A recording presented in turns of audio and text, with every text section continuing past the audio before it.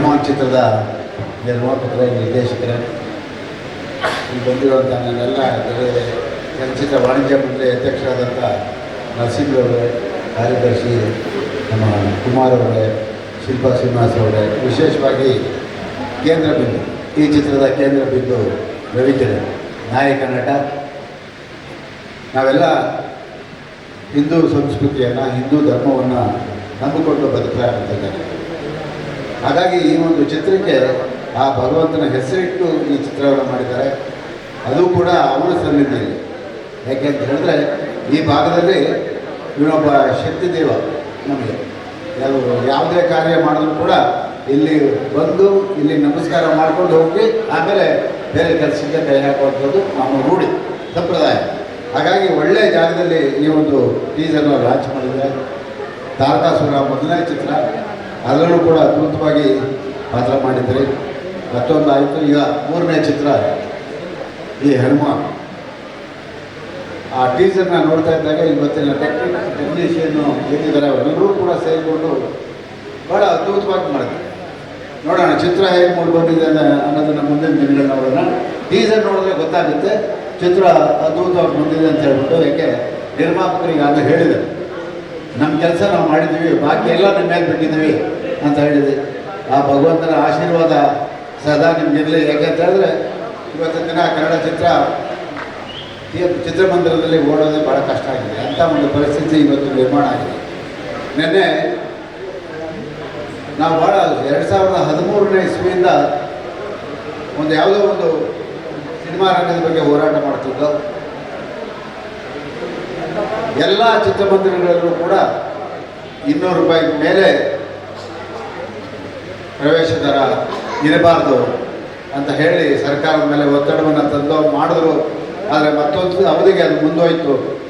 ನಿನ್ನೆ ಭಾರತೀಯ ಚಿತ್ರರಂಗ ಕಂಡಂಥ ಅದ್ಭುತ ತಾರೆ ನಮ್ಮ ಬೀಸರದೇವಿ ಅವರ ಶವ ಸಂಸ್ಕಾರವನ್ನು ಮುಗಿಸ್ಕೊಂಡು ನಾನು, ಅಧ್ಯಕ್ಷರು ಮತ್ತು ಶಿಲ್ಪಾ ಶ್ರೀನಿವಾಸ್ ಬರುವಾಗ ನನಗೊಂದು ಮೆಸೇಜ್ ಬಂತು.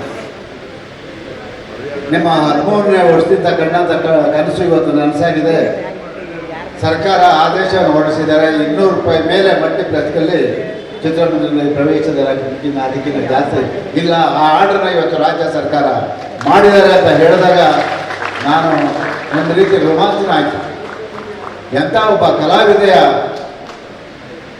ಶವ ಸಂಸ್ಕಾರವನ್ನು ಮುಗಿಸ್ಕೊಂಡು ಬರುವಾಗ ಇಂತಹ ಒಂದು ಮಾಹಿತಿ ಬಂತಲ್ಲ, ಇಂತಹ ಒಂದು ಒಳ್ಳೆಯ ಸುದ್ದಿ ಚಿತ್ರರಂಗಕ್ಕೆ ಸಿಗ್ತಲ್ಲ ಅಂತ ಖುಷಿಪಟ್ಟೆ. ಹಾಗಾಗಿ ಇವತ್ತು ಅದೇ ಖುಷಿ ಗೊತ್ತಾಗ್ತಾ ಇದೆ. ಈ ಸನ್ನಿಧಿಯಲ್ಲಿ ಈ ಒಂದು ಟೀಸರನ್ನು ಬಿಡುಗಡೆ ಮಾಡಿ ಅವನ ಆಶೀರ್ವಾದವನ್ನು ಪಡ್ಕೊಳ್ಳೋಂಥ ಕೆಲಸವನ್ನು ನಿಷ್ಠೆಯಿಂದ ನೀವೆಲ್ಲರೂ ಮಾಡಿದ್ದೀವಿ. ದೇವರು ಒಳ್ಳೇದು ಮಾಡ್ತಾನೆ.